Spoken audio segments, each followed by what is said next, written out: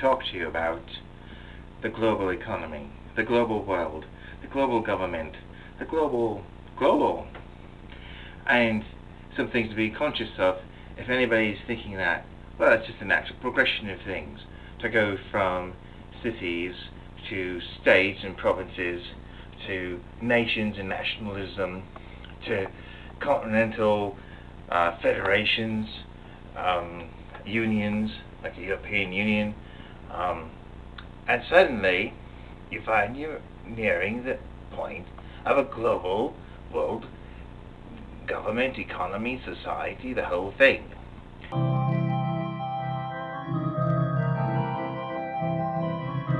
So, if you're thinking about that in any manner serious, there are certain things to be aware of.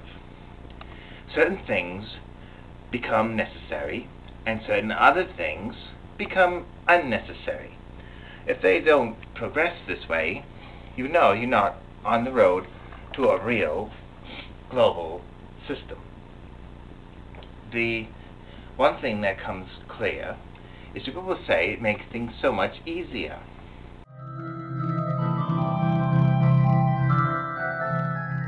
Because there's only one thing to have to deal with. And one of the consequences of that must be, that you won't need an army anymore. Who are you going to attack if you're a one world government? Who are you going to attack? Yourself? That's pretty stupid. If you keep an army as a one world government, then you really don't deserve to be a one world government. Because you'll end up turning the army against your own people.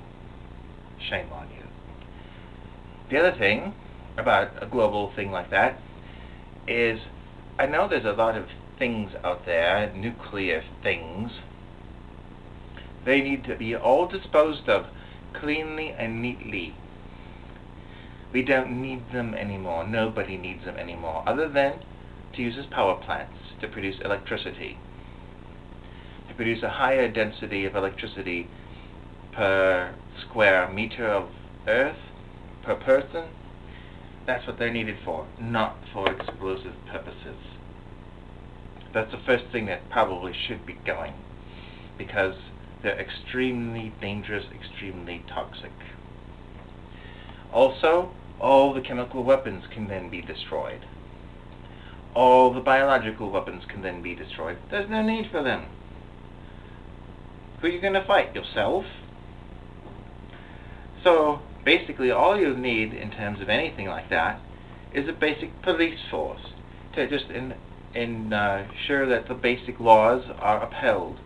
You know, they would protect you from burglars, from people that assault you, general criminal things with thievery,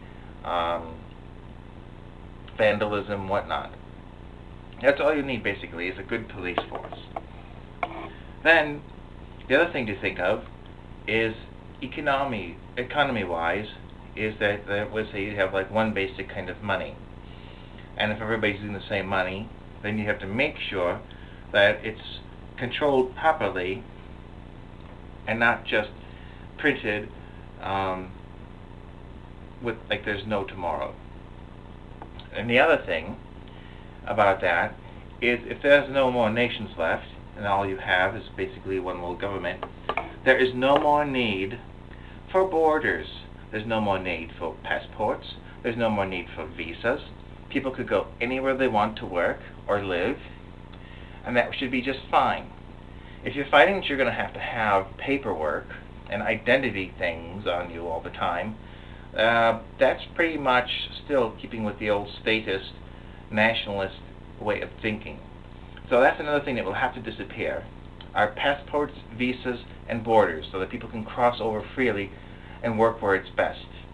Work where the jobs are, and leave the areas that are wasted and unhealthy and whatever.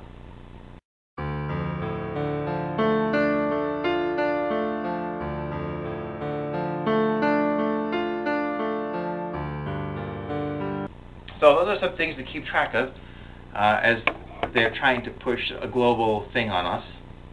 The other thing to be aware of is if that does come to pass, you'll have no other options. Where, if you had to complain, you could only complain to the government, and if they are not listening, it's too bad. In the past, when you have nations, you could always go to a different nation and take your chances there. In a one world situation, there's no place to go. But on the other hand, people are still thinking in terms of land and borders. If that's no longer the case, you could essentially form a nation by association. You could just say, we are the keepers of the blue light.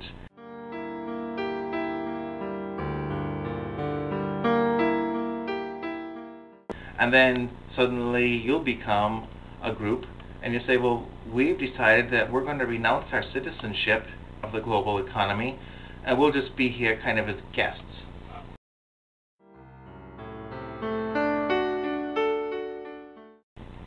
Until we have a planet or something that we'll just move off to at some point, and see if that's an option. And so, anyone who wants to be, citizens of the blue light, then I guess that's something that you'd have to consider.